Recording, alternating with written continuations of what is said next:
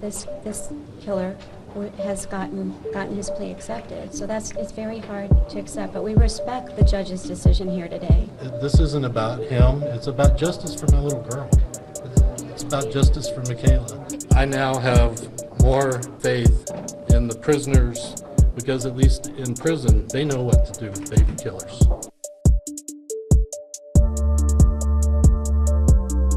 You are back. It's another episode of Why Are We Like This, a true crime show that treats Florida like the active crime scene that it is. I'm your host, David Quiñones, and I'm joined, as always, by my co-host, Tomas Kennedy. Tomas. Hey, y'all. America's comeback started yesterday. Let's go. Woo! And the inimitable, iconic Gerald Doherty. Jerry, welcome back. Hello, how are you? Bit of a palate cleanser from politics this week. Getting away from the midterms. It's Thanksgiving week, and we've pulled a story from the annals of Florida's violent recent past that centers on one family's tragic holiday. It's kind of a salacious story that may have retreated from the public memory, but one that we hope to use as sort of a backdoor to talk about the state of our mental health care system here in Florida, or lack of it. We're going to get into that moment in a moment, but first, just a few quick Why Are We Like This news items I want to cover before we get to this week's case file. And where better to start than Palm Beach, Florida, Mar-a-Lago, the Mar-a-Lago Club, home of one former and maybe future president, Donald J. Trump. It's been years since our big boy came down that golden escalator in Trump Tower and announced his candidacy to a gaggle of paid extras, beginning one of the most tragic and definitely the most funny chapter in American politics. But does Donnie still have the same magic? Because a little bit into his speech, which was frankly a bit low energy, if we're talking honestly, a bit meandering, Fox News actually cut away from the coverage. And then this, apparently in an act straight out of a 19th century Austrian concerto, members of the audience tried to make an early exit and were met with locked doors. That's just a fire hazard, honestly. I think all of Mar-a-Lago is a fire hazard. I do want to point something out. I don't know if you guys caught this. I only watched like the first 15 minutes and I just got immediately bored. Because, this was controlled Trump, disciplined Trump on message. He didn't talk about, all the pundits were like, he didn't mention the conspiracy theories or the election fraud or the election denying. But he actually did. I don't know if you remember, but 10 minutes into this, 5 minutes into his speech, he starts talking about China, and then he's like, China, they meddle in our elections. Maybe that's why. Just saying. Just throwing. I love how he'll just cast out a line to see if it gets any kind of pickup. And man, if it doesn't, it doesn't. Whatever. But maybe who knows? But it's so different from 2016, where he would have confidence in a line, and if someone wasn't buying it, he would jam that line down their throat, if they even dared question it. And that theater drove a lot, and it's just personality driven, but that theater drove, I would say still is driving Republican politics at this point. I think it reminded me, I was thinking back to 2016, things that started in 2016 that have grown stale now. And watching this speech, it reminded me of Stranger Things, where season 1, everyone was very fascinated and captured by this show that is basically just Stephen King, 1980s nostalgia. And I'm perfectly capable of being nostalgic for an era I was never around in the first place. Fine. It was fun to watch. By this point, everyone knows the formula for Stranger Things and everyone knows the formula for Donald Trump, to the point where he has imitators. Right. If you want to know what Trumpism looks like at its height, it's not even in the person of Donald Trump. It's Mike Lindell doing symposium on the China packets and the pillows from the Middle East with the silk and everything, and it's divinely inspired by biblical lands and everything. It's everything's gotten diluted. The market is diluted because he has so many imitators now. Look at Carrie Lake. When he first announced. What was the first controversy he had beyond the Mexican comments? It was about John McCain, and now that's shitting on John McCain is just par for the course if you're a Republican. It's a rite of passage in those circles, right? Yeah. But using your Stranger Things analogy, Gerald, it might not be the same hit it was season number 1, but it's still the top ratings and moneymaker for Netflix. Sure. So Trump is still the king. Yeah. He's still the Republican Party Il Duce. So don't count him out, bro. I'm not counting him out. I'm just saying that this seemed like, you know, him like guessing at what people might like rather than you're going to like this whether you like it or not, basically, is a change of pace. Among Stranger Things fans, Stranger Things is still hugely popular. And you could kind of say the same thing about our big boy. But what about the other big boy? What about Florida's other big boy? Moving on to story number 2. Ron DeSantis, unlike Trump, is actually in a position of elected leadership right now and is continuing to govern as he has for the past 4 years in a corrupt and strong-arm manner, dedicated to crushing political enemies and undermining what little function remains in our government institutions. And one of his favorite institutions, as we know, to pick on is school boards in liberal counties. So on Monday, the Broward County School Board unexpectedly decided to oust Superintendent Vicki Wright in a 5-4 vote. Now, the interesting thing here that people might have missed is that the 5 commissioners who voted for her removal were not elected, but rather are political appointees handpicked by DeSantis, and 4 of them will be off the school board. Either one of them, I think, just left the other day, and then the other 3 are going to be gone within a matter of weeks. I mean, how much more of this are we going to see? Like, just like, I don't know why he would stop after winning by almost 20 points. Like, this is, I don't know. I feel like we're in for at least another 2 years, probably another 4 years of these kinds of recriminations, right? I just want to start by saying that DeSantis is actually not a big boy. He's 5'8". Yeah, he's a small boy. Which is about the height of Napoleon, who was 5'6", who was actually quite tall for his time. So, he's a round boy. Many twists and turns that life takes. I mean, I don't know. It's just like, I can't. What's funny is that like all of these stories are always like open-ended because you don't, like, from what I read, there's a chance that when the elected appointees come in, or the elected officials come in, replacing the political appointees, that like they could just give Cartwright her job back. So it's like all of this stuff is just posturing. It's all just for show or something. I would say he has no reason not only not to stop, but to see how far this can go. If only because this is once Trump was gone, the GOP had to figure out where the party would go in his absence. And the 2 roads they took were the Christopher Rufo, they're teaching our kids about Martin Luther King, and this is terrible. And the other one was the Tucker Carlson, the Globo Homo is doing gender to your children. Like those were the 2 strange, neither of which I would say were very aggressively pushed by Donald Trump from 2015. I mean, for all the awful shit he said, I've never heard him weigh in very much on what's happening in our schools, if only because, I don't think he's particularly, Barron, I'm sure, has a private tutor. There's no reason for him to give a shit. And I don't think, he's already weighed in 2016 that he doesn't give a shit where people go to the bathroom when the bathroom bills were at their peak of, national prominence. So I think DeSantis is going to continue on this path just because he knows the party will go along with it, because it seems to be the only direction they've given themselves is culture.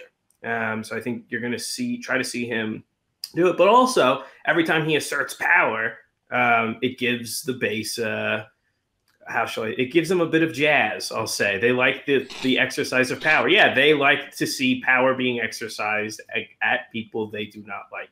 That alone is going to keep him in their good graces. And why would he do otherwise? I mean, he got reelected by an 18-point margin doing this shit. And obviously, this shit doesn't play in the rest of the country. I mean, the midterms proves that. And maybe if the Democrats would have put up a fight, here, it might have not played here either. But, he's been vindicated, regrettably, on a lot of this crap that does nothing to help Floridians. And the reality is, even if he wants to compete nationwide, in the presidency in 2024, first he has to get the Republican primary voters, right? Yeah. So who aren't going to give a shit, honestly, about the Broward County superintendent getting axed in the middle of the night. Like, that doesn't fire them up, like, to Jerry's point, the same way that I think that Trump's just like national big picture instincts are just better when it comes to like what people will react to. He's a populist. He's a true economic populist, an idiot one, an idiotic one. Yeah. But you can count on Newsmax, One America, Fox to try to make anyone on the Broward School Board that they don't like into a villain for a few news cycles. But I think that, especially as American empire declines, Trump is keenly aware that the main villain that needs to be kept in, their focus is Xi Jinping. That basically, if we're going to restore America to, what is it, MAGA now, make America great and glorious again, you're not going to do that by going toe-to-toe with a school board member. You're going to do it by going to, the person who is the only real challenge to American hegemony. And I think that, that's going to be the main factor or the main question is, where do you direct your attention? I don't know that DeSantis is going to have an answer to that. Not one that's going to resonate nearly as much as Trump, because Trump's already been to the presidency. Yeah. And speaking of villains, we have a new one that we learned about over the course of the last week. Some folks always knew about him. If you've been following or getting force-fed crypto and Bitcoin and Web 3.0 shit. Yes. We have an international story for our third little news hit. Tomas, I know we've got a bigger crypto scam episode upcoming very soon, but I didn't want to let the week go by without mentioning that our city mayor, Francis Suarez, Mayor Bitcoin, Mayor Miami Coin, Mayor Shitcoin, is probably once again regretting aligning himself with a sketchy, unregulated, clunky technology that solves zero problems while introducing a host of new ones, led by a group of out-and-out fraudsters, hucksters, and scam artists, promising to be the innovative future of economic freedom, but instead turning out to be little more than a new type of Ponzi scheme. This past week, everyone outside of the world of crypto learned the name Sam Bankman-Fried, the CEO of failed FTX, an international crypto exchange that turned out to be nothing more than a bunch of kids in a trench coat living in the Bahamas and apparently all banging each other. Which is how it should be. That was the only cool part. Sorry, you're rehabilitating this guy for me in real time. This is not supposed to be a puff piece, David. I know. Suffice to say, at this point, you've probably already heard or read about this guy, an absolute embarrassment of a person who evaporated billions of dollars and seems to have absconded with even more. I can't even really get a straight answer on where this. Apparently, he's just circling Latin America in a jet, trying to find a place to land. But the Florida connection, the Miami connection, our very own beloved Miami Heat, are playing in a stadium freshly christened the FTX Arena, formerly known as the American Airlines Arena, following a groundbreaking, I think, $150 million deal between the city and Bankman-Fried last year. The deal was so ballyhooed that Mayor Suarez spent some time on stream with Bankman-Fried last year to hype it up. FTX is a company that didn't exist 4 years ago. I mean, how can a 19-year deal be safe for such a new company? Yeah, I totally hear you on that, and it's a good question. Without going into the details, it's been a pretty good year for us, and to the point where, frankly, we don't need to rely on the other 18 years, to have the funds for this. Guys, I think of things like Enron Stadium, which I don't know if you guys remember that the Houston Astros Stadium used to be called Enron Stadium. Crypto.com is the name of the Staples Center now. I don't know. Like, Tomas, you were the one that flagged on social media that this guy, the Bankman-Fried, had a relationship with our city and with our boy mayor. I don't know. What do you think? You're going to be trying to get your money out? Have you been able to get your money out of FTX or no? Yeah, I have exactly $1.33 on Coinbase that I invested only to see the price fluctuations on my $1. And yeah, I'm just gritting my teeth, terrified about my investment. I did kind of the same thing. I opened up like a $50 account just to like goof around and to be able to see stuff, and they sent me a fucking debit card without even asking me. They just sent me a fucking I feel like my like just having this in my wallet is making money drain out of my account. Like literally as we speak. I'm illiterate when it comes to crypto, but isn't not the whole point of crypto that you do it on the computer and your phone? Why are we going back to old tech for new tech? I mean, the whole point, like, and a lot of like the true like crypto purists, right? And like the crypto revolutionaries that actually think that this is going to become some like decentralized finance system that's going to get rid of fiat currency, which I think it's fucking insane Yeah. and stupid regardless. But a lot of those like crypto like purists or whatever you want to call them actually hate people like Sam Bankman-Fried and ZZ from Binance, because the whole point of crypto is that it's supposed to be peer-to-peer Right. without like a centralized exchange like FTX or Binance. And if you're doing crypto through something like FTX, you're kind of a noob and you're kind of missing the point. Yeah. And you're kind of stupid. But Yeah. Being regardless, cringe, as the kids say. you should- Yeah, they're like, please- they're acquiescing to the old system. They're like trying to make They're it be more like imitating banks. it. Yeah, Yeah. exactly. When these people you don't want that. you are creating the Lehman Brothers of crypto, and you know, unsurprisingly, you got the same results. But regardless, like, don't put like serious money in crypto. It's not going to replace fiat currency. It's just a hobby horse for gambling addicts, and it's okay if you just want to gamble some money, but like it's as an ideological project is garbage. And if you keep investing all your money in it and not diversifying your portfolio, you're just going to end up losing all your money. I would also, as we're talking about the sports stadiums, a bit of a throwback. Tomas and I think it was earlier in the year, interviewed Doug Henwood, who made a point that in the 90s, a lot of the companies that were going under in .com, when that bubble burst, all had their signage on the names of sports stadiums. Pets.com. So, Pets.com, I think, had a stadium in LA or Anaheim or something like that. I forget. Yeah. I think it was I forget what they changed Staples Center to, but I know it was crypto related. Yeah, crypto.com. That's Staples Center. Yep. Yeah. So there you go. Yeah. So, you know, as it was, so it shall be. What do you guys think about the the attempt on the right to paint Bankman-Fried as sort of like a Manchurian, you know, financier for the Democratic Party, like because he has all those sort of family connections and all the money connections. Like he really did give a lot of money to what is it called? Ethical fucking, I forget what it's called. Effective altruism. Effective altruism. Yeah. Oh my God. Earning to give, David. We're earning to give. No, I want to say something here. First of all, usually in like history and economics, you don't see a lot of having to like promote a currency.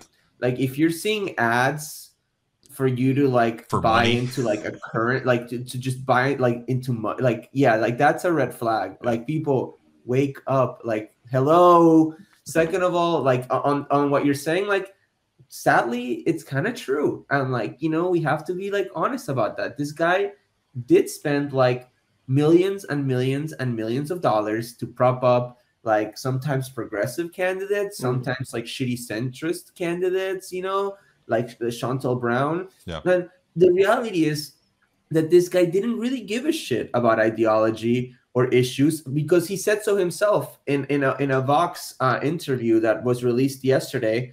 He talked to a Vox reporter on DMs, and he admitted that he had no ethics and that he was just doing this to get rich. So at the end of the day, he was trying to put up candidates in there that were going to put bullshit like crypto regulations that like were not going to amount to anything. And if you go back and look at all of the candidates that he gave money, all of them pledged on their platform or while being in elected office to establish like a crypto commission or a cryptocurrency, you know, study or whatever to begin this process of, you know, quote unquote regulation of crypto. And you still to this day have that. Like people like Kristen Gillibrand, who are still today going on panels and pro cryptocurrency events.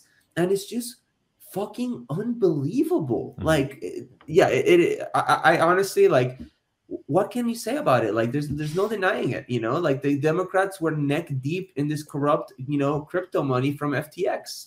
And to drill down on the effective altruism, it's one of the things I hate the most when, you know, you're talking to someone who, you know, is an ardent defender of capitalism saying, but look at all the charities and the great causes that wealthy people will put their money into. Philanthropy. I just do not like the idea of wealthy people. I'm sorry, like using their money in philanthropy in order to buy good PR for themselves. And they think that's a very cynical view of it. If you look at some of the DMs that this guy's been had that are now public, he essentially he's maniacally, I don't want to say maniacally, but he's laughing all the way to the bank. Yeah. That people are buying this effective altruism thing, because not only is the altruism just buying good PR, he says what makes it effective is that I'm doing it, right. Which is to say, it's not just a matter of I should be able to buy good PR for myself through philanthropic giving, but it should be reified in the press that the people who decide what is good and what is worthy of supporting are people like me. Right. Which I think I find very morally reprehensible. So I know that's, I know we're trying to keep it light. But no, it's there's stuff like I'm gonna cut your soundbite down to the very beginning where you were just like, generally I don't like wealthy people, and just cut that right there. Well, I don't. I mean, in general, I know a few that are nice, but they're not in the press. If they do philanthropic giving, It's all part of the scam. They don't put out a press release letting people know that they did it. Yeah. Okay.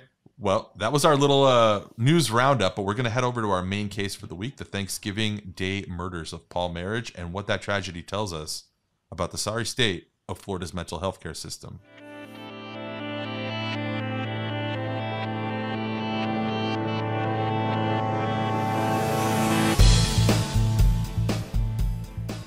Wednesday, December 2nd, 2009.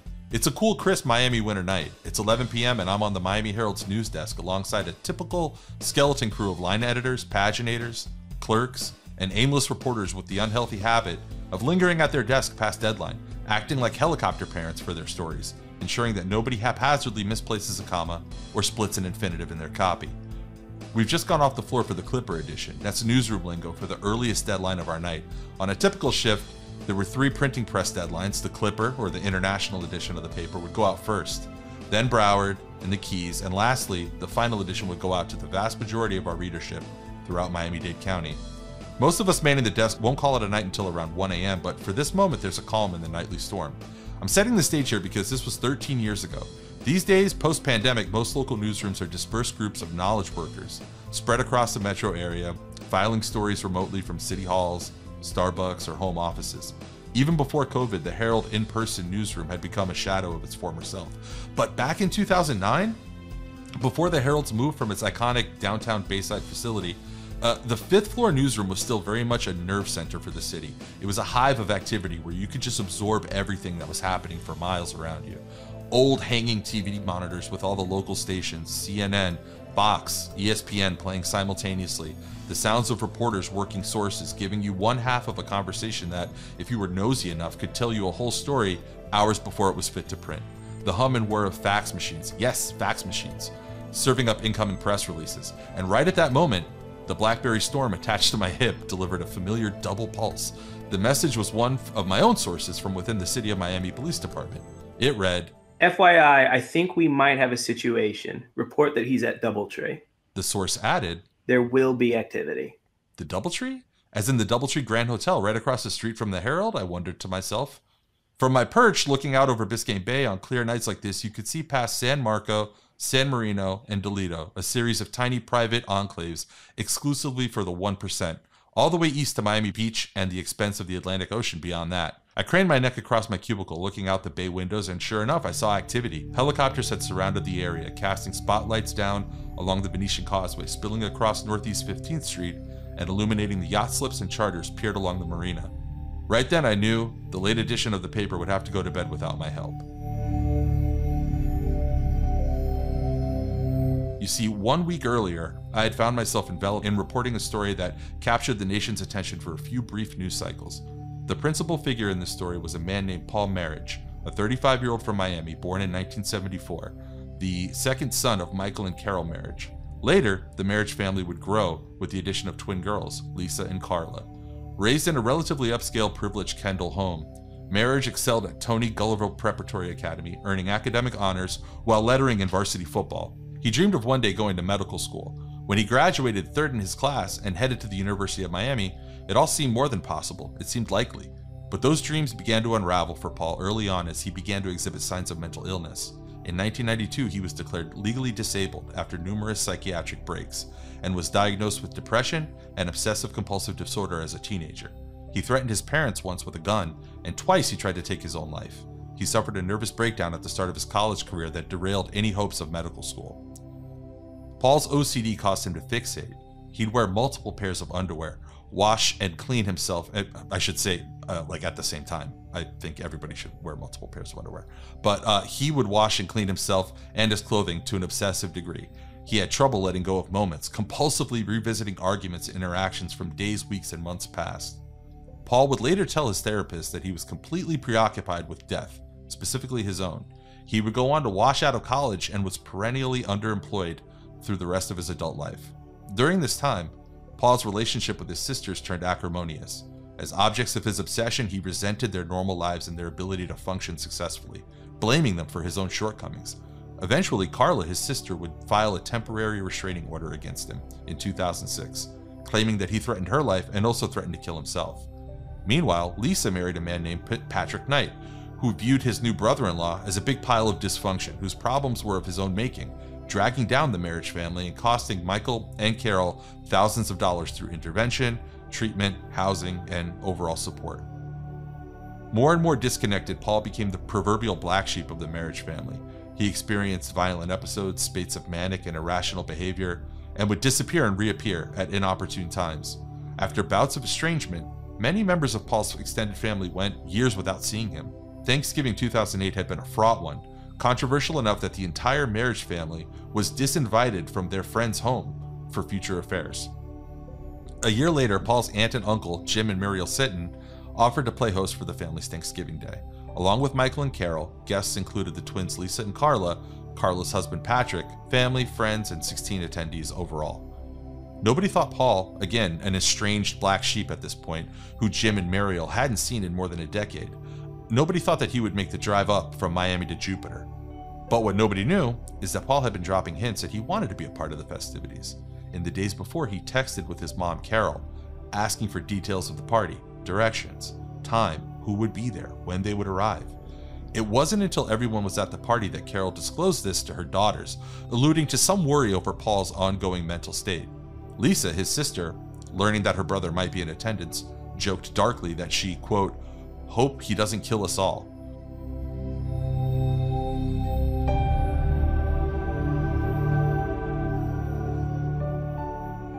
When he arrived an hour and a half late, Paul was welcomed with a seat at the table and a full serving.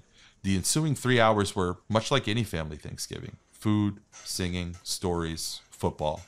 At this point, Paul unceremoniously left the party, walking out to his car.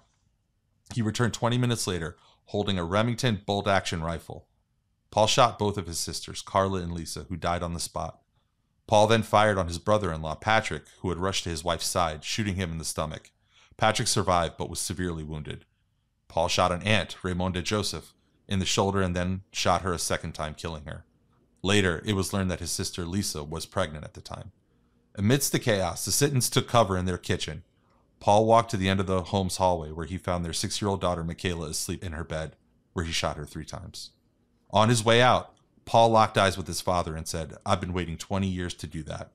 He got in his car and drove away. Working as a Metro General Assignments reporter during the Thanksgiving break, I reported the story as breaking news, and then I filed a pair of follow-up stories. This is why, a week later, following an exhaustive joint task force manhunt across the state, and even as far as Ohio, I was among the first reporters alerted to the reports that Paul Merhige had been spotted at the DoubleTree. After 10 p.m., the Herald's main entrance was shut down, and employees working nights exited via a slow freight elevator near the facility's northwest corner. I didn't want to wait on that famously slow elevator, so I sprinted down the 5 floors of stairwell, out the entrance, and lightly jogged north across Northeast 15th Street, past Venetia, through a narrow alley between the historic Trinity Cathedral and a Bayside apartment building, all the while taking note of that sudden police presence on the ground and in the sky. They were in the middle of setting up perimeter around the hotel, and lights danced off the sleepy downtown side street. Hugging the wall, I followed the path of least resistance past a line of idle yellow cabs in a courtyard that adjoined the marina. There, with a cacophony of law enforcement dulled by more than 100 yards of distance behind me, I saw a man leaned up against a retaining wall, the baywater at his back. He seemed calm and casual, not like someone who had spent a week as the subject of a manhunt. To this day, I'm not sure if he heard me when I squeaked, "Paul? Mr. Merhige?" I stood there with a Sanyo recorder in my hand, not even sure what I was supposed to do if this was the infamous Thanksgiving Day killer. They don't teach you this shit in journalism school, and I didn't even go to journalism school, so how the fuck would I know? Along with all of Florida, I had been looking at this guy's picture for a week now. Would I recognize Paul Merhige if he was right in front of me? The man looked up at me from his phone in cursory acknowledgement. It wasn't him, just some guy. He walked past me between a set of parking cones and out onto Bayshore Drive, past the police perimeter, heading towards the Omni, and then disappearing into the night.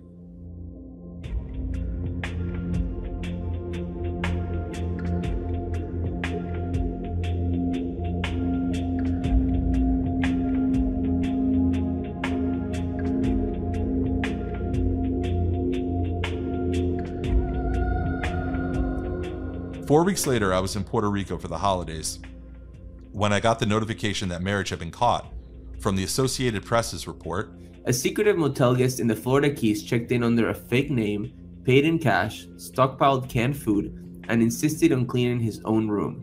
He even covered his car, all an effort, the authorities said, to elude the police after he was accused of killing 4 relatives at Thanksgiving dinner. But the cover of the man, Paul Merhige, was blown when the motel owners recognized him in a preview for the television show America's Most Wanted on Saturday night. One of the owners, Melinda Paff, said Sunday that she and her husband, Paul, had rarely seen Mr. Merhige during his 4-week stay at the Edgewater Lodge on Long Key. He checked in December 2nd, a few days after the shooting, using the name John Vaca and a false address. His request for privacy did not seem odd on an island chain known for its eccentric residents, Ms. Paff said. Yeah, America's Most Wanted producers were on the scene of the arrest where a handcuffed Merhige made comments on camera trying to explain his behavior. 18 years of utter torment. What do you mean by that? I've had chronic medical problems, mental problems. It's been a nightmare. I didn't even know what I was doing. Why have you been hiding out then? I didn't even know what to do. I went several times to turn myself in, and I was waiting for my parents to maybe make a statement and tell me to try to know what to do. It later came out that Merhige told a psychiatrist about the mental condition that compelled him to do what he did. These are medical records of the defendant, so both sides know what they're dealing with. They're dealing with someone with a long history of mental illness for this about 20 years. This is not a defense that was could possibly just be dreamed up. Paul Merhige took a plea deal where he would evade the death penalty and is now serving 7 consecutive life sentences in a Florida prison. The aftermath of this unthinkable tragedy also broke the family in two, with the Sittons, who had lost their young daughter, suing the Merhiges for inviting Paul to their home on that fateful day. I'll spare you all the details of the back and forth on that litigation, save to say that this was a tragedy that basically destroyed a family, along with the 4 lives that were lost. So again, guys, I wanted to use this as kind of a way for us to talk about mental health, which I know has become such a buzzword and almost like a tacked on thing at the end of a lot of, I don't know, like awareness campaigns and things like that. But here in Florida, particularly, like you would imagine, we don't have a great support system for this. And I was reading as recently as 2020, and this was prior to the pandemic. In 2020, there was a report that for people seeking therapy, the wait time had grown to something like 4 months. Like it would take you 4 months to be able to get in front of a therapist. And I just wanted to kind of open it up and talk to you guys about have you or people that you know had any experience firsthand with this? I mean, what do you guys think of when we talk about the shortcomings of Florida's mental health services? Omitting names, I know people who are. They have mental health issues. They definitely suffer from a variety of different maladies. What always concerns me is that access to a therapist or a psychoanalyst, whatever it is they need, psychiatrist, is always tenuous. And it's usually dependent on their ability to pay for it out of pocket. It's an expensive thing, and if you don't have medical insurance, and even if you do have medical insurance, might not be covered. Yep. It is very much, up in New York, in Manhattan, it is something of a status symbol. It is because not only has it been destigmatized, now people will show off about having access to it's a status. Yeah, since the 90s in New York, it's almost been a status symbol. If you're like upper middle class or higher, you will just name drop, oh yeah, I was talking about this with my therapist or whatever, as like that's something I have, you know, in my like I guess my Rolodex. For people who are lower income, it is an open question whether they will receive the medical attention that they need, and if they don't, what their next day is going to look like. They might not know where they're going if they don't get the attention that they need. So it's, you know, it sucks. Like it's not good to like anything else that has to do with medicine. I'd say Florida's public infrastructure for it, like we were saying before, is like virtually non-existent. We found that out during COVID. But to know that someone could snap at any time and it didn't have to be that way. And the reason why it was that way is they didn't have the money to get healthy in the first place.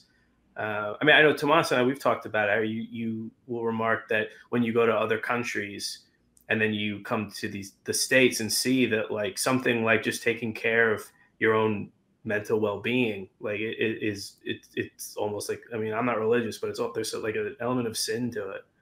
Well, I was actually going to touch on that because I happen to be from Argentina, which also happens to be the country with the largest amount of psychologists per capita in the world.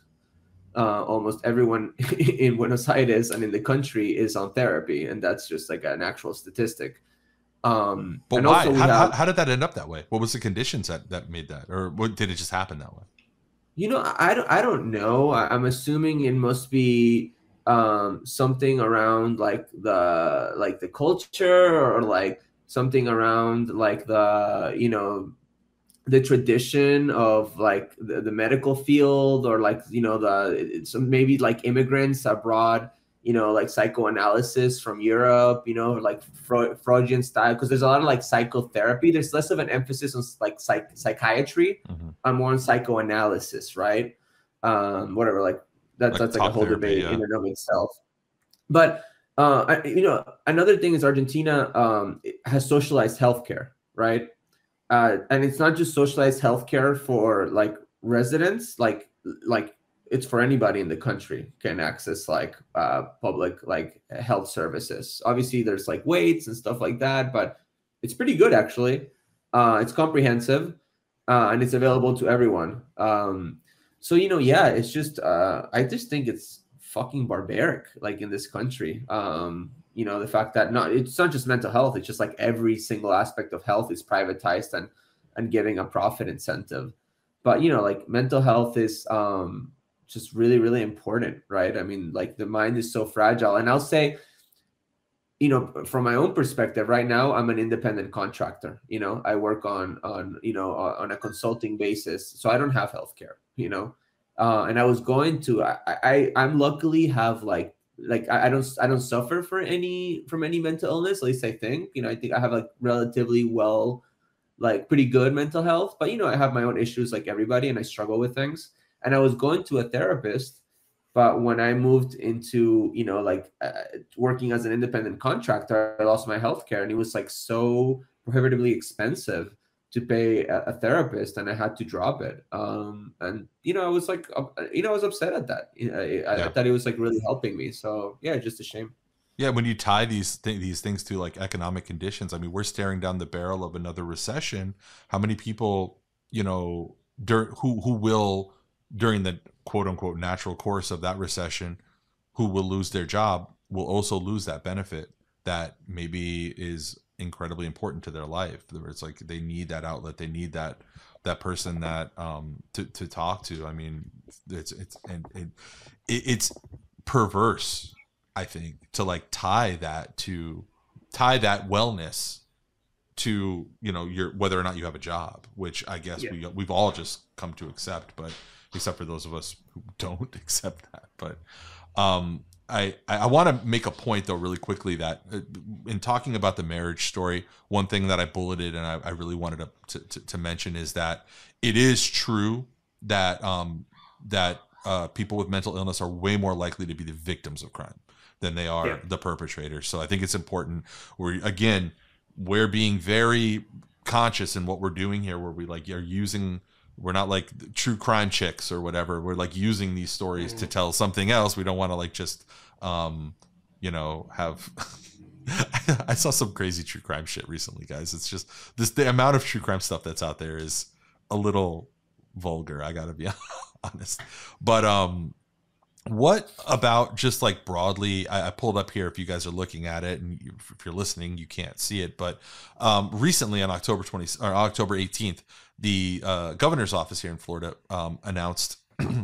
Well, I'll just read the headline. First Lady Casey DeSantis announces mental resiliency tools in response to Hurricane Ian, family support line in partnership with BetterHelp. Now, this isn't exactly what we're talking about, but like this is the kind of stuff that we do here, where it's basically like papering over problems, where it's like if you go on to read this press release, it's just like, it's a phone number and like some digital assets, and just it's like, here you go, guys, this should fix your mental health. This reminds me of like the effectiveness of having like what do you call it, like one of those cards that debit cards that you pay into pre-tax to be able to get, like, it's like, is that really helping people? Bullshit. It's bullshit. Yeah, exactly. Yeah. I mean, we were talking about it with Bitcoin. This is just effective altruism from the governor's office. This is just someone putting forward a solution to look like they're doing something, to buy good PR for themselves. The idea that anyone who lost their house and lost their car, maybe lost a family member, a loved one, or if not lost, injured, you know, and they're really going through it. The idea that they're like sitting with their hands in their head, going through their phone and saying, all right, let me dial 888-850-SWFL, make a call. Like, that's just not realistic. Like, let me download a voucher for my. It's not the same healthcare. as having a doctor. It's not the same as having a doctor. That's not to dismiss anyone who's working at, the Department of Health. Who are they partnering with here? BetterHelp. I'm not trying to disparage any work that they're going to do on this hotline. I'm sure they're going to receive some calls that are very distressing. What are they going to say on the other end that's the same as having a medical professional to talk to? This is the stuff that, I mean, like, I don't know if you guys have noticed, like, all of what's turning into sort of like a pill mill for Adderall. Like just a million different apps that are like, you probably have ADD. Like, I mean, they just come out and say like, you probably have ADD. Just call this number and get diagnosed and get your prescription for Adderall, like in a heartbeat. And I mean, I'm sure that people are probably going to be responsible with that, but also there's probably like a pretty solid contingent of Rush Limbaugh type people who are going to be pill shopping and just, you know, housing them. Yeah. Also, just people who, like, you know, as we were going down the guy, you know, the guy's family saying he would ruminate on stuff from days, weeks, months ago. Is there anyone who doesn't do that at some point in the day, like ruminate on something? There's going to be people who be like, oh, I ruminate, I should be on drugs. Like, that's not, you know. Yeah, that's not like a diagnosis, right? Yeah. A lot of this stuff, and we were talking, Jared, before we got on, right, about like the fact that this guy, Paul Marriage, today, he could... Even, you know, since 2009, what are all the intervening tragedies we've had? We've had Las Vegas, we've had Parkland, we've had, you know, we've had Newtown. We named a whole bunch before, right? I mean, like you could, San Bernardino, whatever. I mean, this guy legally got that gun. He could legally, that same guy with the same mental background could get the gun again. Like, I mean, he could very easily, and you made the point he could do it in upstate New York too. Like there is still, and I feel like it's beating a dead horse at this point, because I don't even know where the national discourse is on this whole Second Amendment question, but like it seems like there's no even attempt to like join the like databases where it's like, okay, well, here's a bunch of people that might be a problem. Here's people who are applying for gun permits, and maybe we should join or fuse these two databases together.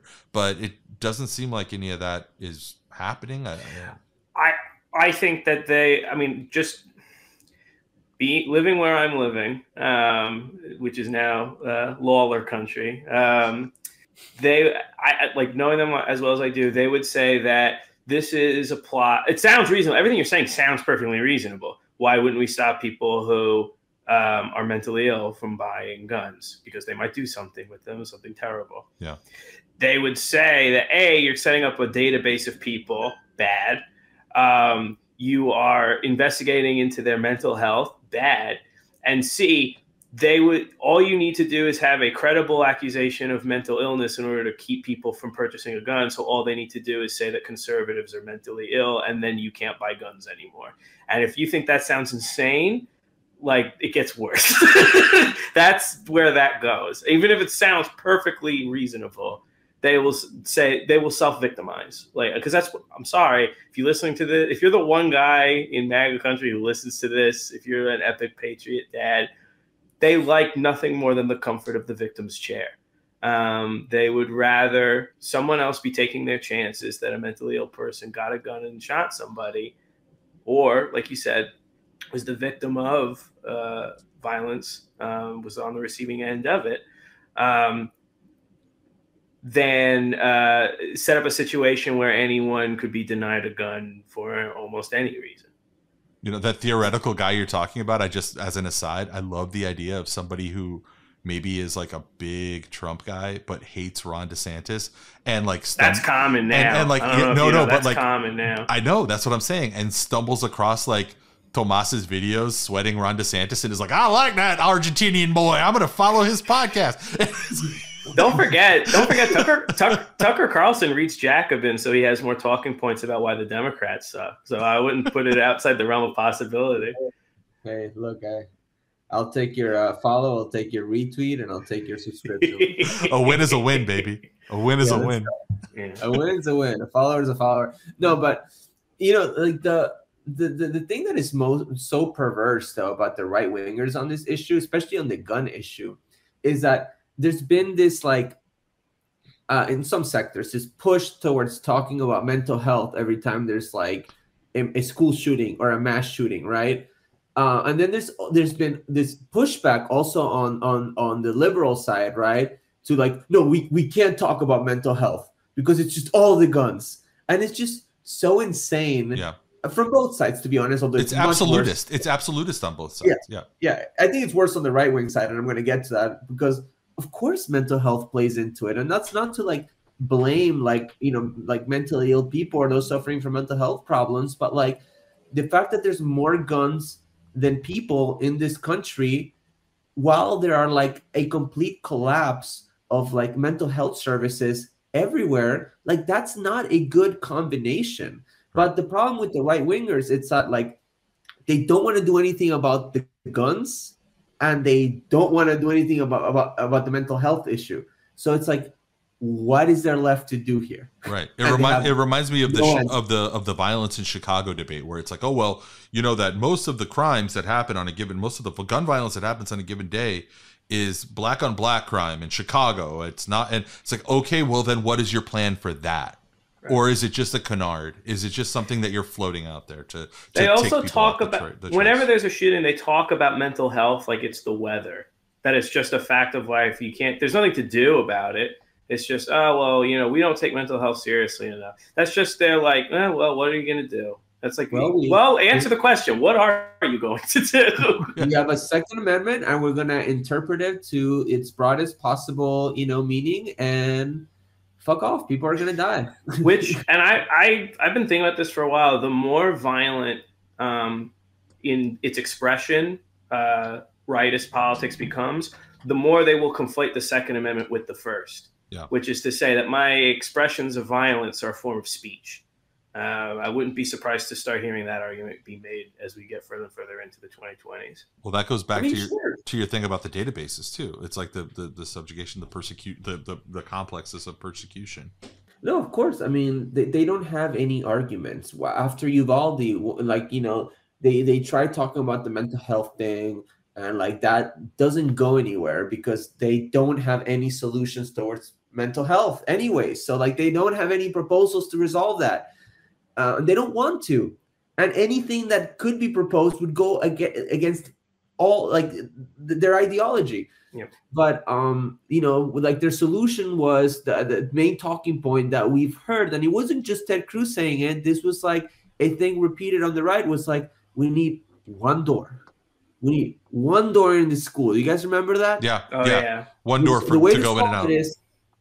We just have one door in the school, and we track who's coming in and out. And it's just like, really? Like, this is the solution? Like, The other thing was we're gonna have kids just die in like a horrible fire instead of just like a school shooting. Like they wanted don't forget they wanted booby traps in the hallways of the schools too, which I'm sure like whoever would be manufacturing those are probably the same people that were selling weapons to Iraq in the 2000s and to Ukraine now. It's just another way to keep defense contractors paid. Yeah, but doesn't it seem like a lot of this stuff, like when they come up with these harebrained ideas, like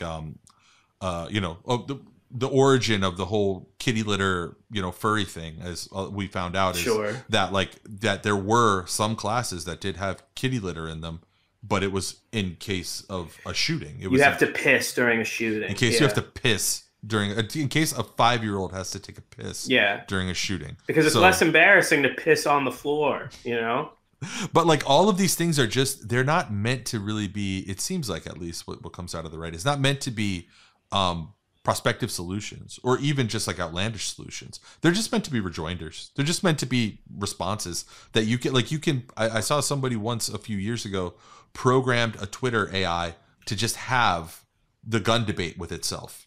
And it was the same. It was like all the typical talking points from the right and from the left. And it just can play itself through any maze of that, because the argument is so well worn at this point. It's all just about having a contrary talking point. It doesn't actually, it's like divorced from the reality. And it's really fucking dispiriting to see. It's the same thing with mental health care, where it's just like, it's just a rejoinder. It's just something to say. It's not even like a real thing for like in terms of proposals or policy or something coming down the pike. So I pulled some other statistics, like one, for instance, saying that, I tried to ground this a little bit more. I think that there's a lot of, and you guys both, I think, can attest to this. I think that there's a lot of untreated rage in Florida, particularly on the roads in Florida. Oh, yeah. One thing that I pulled is that there had been 32 fatal incidents of road rage in Florida from 2017 through 2021.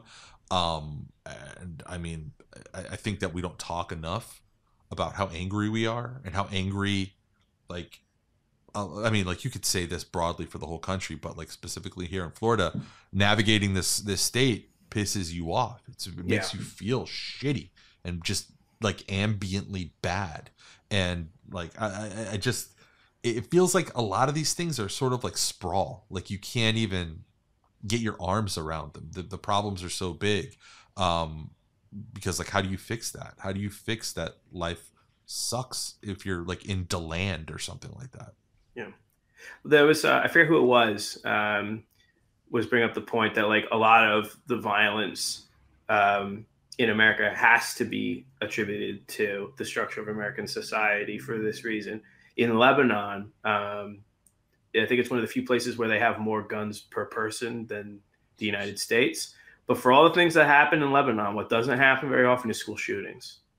It does not occur to someone to say, well, I've got these guns, might as well use them, might as well go shoot up some kids. So there's something, like you said, that ambient noise of American life that is driving people nuts. Like to Tomas's point, I think the guns are part of it, but I don't think it's just the guns, because there are societies that have a lot of guns where you don't have to worry about whether your kid is coming home from school that day.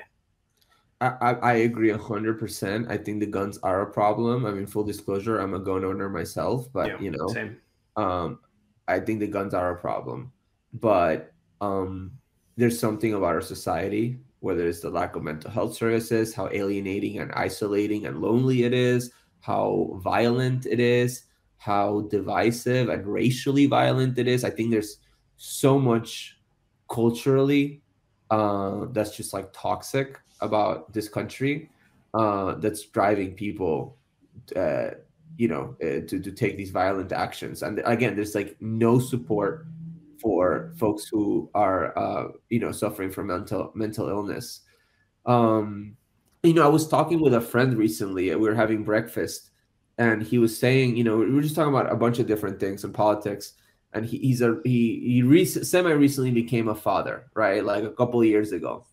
And he was saying, he's like, my kid's about to start school, and it just makes me so angry that like I'm genuinely like worried, that like this could happen in Miami, like, or that, like he said, like my kid like literally has to go through, because the mother, his partner works at the county, and it's true. Like he's like, kids have to go through regular school shooting drills in Miami-Dade public schools and in a lot of public school districts across the country.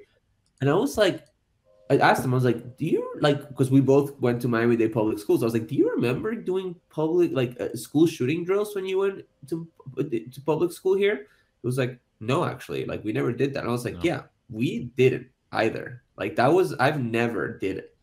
Like, I went to public school of like 2000, like high school 2005 to 2009. I didn't do elementary school here. I was in Argentina, but in high school and middle school, we never did like school shooting drills. So that shows you the problem is getting worse, and this is like traumatic for kids, to have to do freaking school like shooting drills, in the middle of the day. Like, it's horrible. I don't tell the story a lot. So my younger brother was working in the Garden State Plaza. I think it was 2014 when someone brought a gun. I think it was an assault rifle into the mall, and they started locking things down.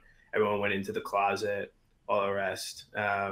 They were able to apprehend the guy before he got a shot off. So if memory serves me correctly, it wasn't a deadly situation. But my brother was thinking about maybe he wanted to be a music teacher when he, as he got older. I said, I never want to teach in America because I'm afraid of what might happen. This basically was like, this could be how it ends for me. Like this one experience in the mall was enough to kill off a career aspiration of teaching music to kids here in the States. And it's not unreasonable to think, okay, this, if I want to teach kids, I have to assume that I might not come home that day, Yeah, right before Parkland, right after Parkland, my daughter was in kindergarten at the time, and one of the things that it still fucks with me is that when they're doing those drills for the really little kids for kindergarten and pre-K, they don't even talk about what it is. They just say it's like turtle time, or they come up with like a, like some kind of festive like name for it or something. Like you gotta make it fun for kids. Yeah. Right. Because like you can't tell a 5-year-old like, hey, we're doing this. Yeah, exactly. And it's horrifying to think of it. They actually last year had what was called a red notice or a red alert at my daughter's school. It was because one of the houses near the school, apparently there was a man who was like right in my neighborhood who was contemplating suicide, and he was observed contemplating suicide. He had a gun in his hand and was sitting in his backyard in view of the elementary school. And it's terrifying. It's fucking terrifying. And it's rampant, and I think we've only seen the tip of the iceberg of what's really going. That's another thing that pisses me off, T. Like back to your point of like the way that it turns into narrative is like a lot of people. I don't know if you guys remember this, that like there was a moment where the narrative was actually masks are making kids kill themselves at a higher rate or something like that. Do you remember like in the million different like arguments about COVID in like 2020 to 2021, there was one of those bullshit conservative arguments about it being a mental health care issue. Oh, kids staying home, that's good. And what pisses me off about that is that there is truth to it. It is bad. And it is like the last 2 years has been really tough on kids and everybody really, but like also on kids. And there probably is a spike, and there probably is something that we should examine there about like a coming, like we're going to have teenagers who have like all types of, problems that we didn't experience, like socialization problems and all this stuff. And the liberal order will kind of dismiss it because it's a conservative talking point to distract from actual COVID policies. And it's infuriating, man. It's like, it goes back to your point, T, about these dueling narratives that just end up canceling each other out, and then fucking nothing gets done. Like, I do think it's something that's going to be have to contended with. Like, I went on a date with someone earlier in the year. She was a dance instructor, and she said that the one thing she noticed is the kids who like were coming of age during lockdown and quarantine aren't socialized. Like, like they're 5, And these 5-year-old kids are way behind where the 5-year-olds 2019 and before were in terms of their levels of socialization. And it's completely reasonable, like you said, that if you were to spend, all your time living in a box, wearing a mask, what have you, that you would not be brought up the same way as if you were around other people in a free, environment. Again, no one took on these measures because it's like, let's fuck with the kids. It was, we're trying to keep people from dying. Like that was the way I think I remind people is like, we were doing everything possible because I remember in February where they was wondering if the disease attached itself to currency.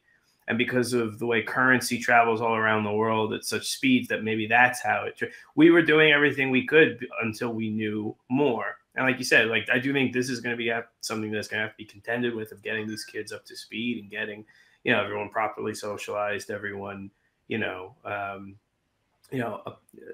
up to where they need to be. I'm not saying it's going to be as easy done as said, but it's not like we did this just to see what would happen. Hey guys, here's a funny prank. Let's yank kids out of school and have them wear masks. Like, it's not like this was, we're doing this shit for fun. No, but this wasn't a 2-year jackass thing. But there is always that thing though, Jerry, where they always act like it's about control. Like, they call it muzzling. They'll say they don't even call it masking anymore. They call it muzzling. Yeah, but there's a reason for that. Even like the contours of the debate, when you apply it to like vaccine, it's like, it's control. It's going to program you. There's like fucking Bill Gates put his code jizz. Oh, he's doing nanochips in your blood. Yeah, nanochips, not code jizz. I like code jizz though. I think they would have had to have they'd have to have more levity in their lives to come up with something like that, I think. Looking at a few statistics here, and one thing I hadn't known until I was like getting ready for this episode is that they unveiled a national mental illness or I think it's a suicide or mental health crisis hotline. Did you guys know that 988 is the number to call? And if you're out there listening, I mean, like, I know that the responsible thing is to put in disclaimers when we're talking about stuff like this. 988, if you ever do have any kind of like, suicidal ideation, or if you just need help or something like that, call that number. But I'm looking at some numbers here from a National Alliance on Mental Health report from last year on 2021 that said in February 2021, there's a bunch of takeaways from this report, but February 2021, 40.8% of adults in Florida reported symptoms of anxiety or depression. 24.8% were unable to get needed counseling or therapy. To Tomas's point earlier, 1 in 20 U.S. adults experience serious mental illness each year. In Florida, again, 648,000 adults have a serious mental illness. That's, in a state of 21 million people, that's not a small number, So again, this is like, I think we're gonna find that as we do a lot of these Why Are We Like This, we're gonna have a lot of problems that either don't have solutions or just they have solutions but they're not politically possible. So, well, yeah, the scale of the solution is too grand to be confined just to Florida, I would say. If we're pinpointing, like we said, like the structure of society would need to be changed and transformed so that there's not all this inherent violence. That's not something you could just confine just to Florida. Yeah, and something I want to do also say is that, like, even if you are insured in the United States, like, that doesn't mean that you have adequate access to healthcare services. Yep. Because your insurance is going to always try to fuck you and not cover you as much as possible. Right. And there'll always be like co-pays and things like that. Deductibles are killer. Like, if you have a condition, if you have a mental health care condition and your deductible is $20,000, how is that helping you? Or $10,000, how is that helping you?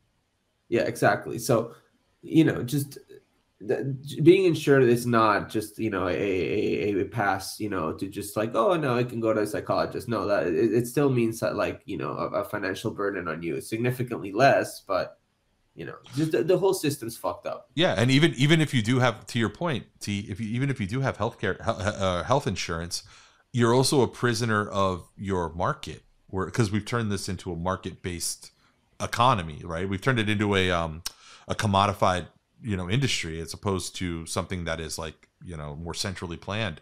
And it says right here in this report, 6.4 million people in Florida live in a community that does not have enough mental health professionals. And you could probably say that about huge swaths of this country where there are like, if you live in certain places, like you might not have a decent therapist to even get on a 4-month wait list, or maybe if you require, a specialist for whatever condition you're experiencing, like it just might not be possible. Like the closest thing might be the closest person might be hours away, and it's the accessibility, the same accessibility argument that we've been having like forever in this country.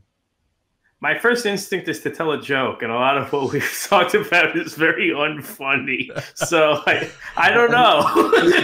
We kept it light up front. I mean, we had a lot of funny shit in the beginning. That's why I was like, God damn, we got to talk about something other than just like, I will say we do have a listener that we've referenced in past episodes that left a review saying that we giggle too much. Oh yeah, are you happy now? Yeah, are you happy? Is this what you wanted? You should be glad. This is what you asked for. Yeah, listener. Happy?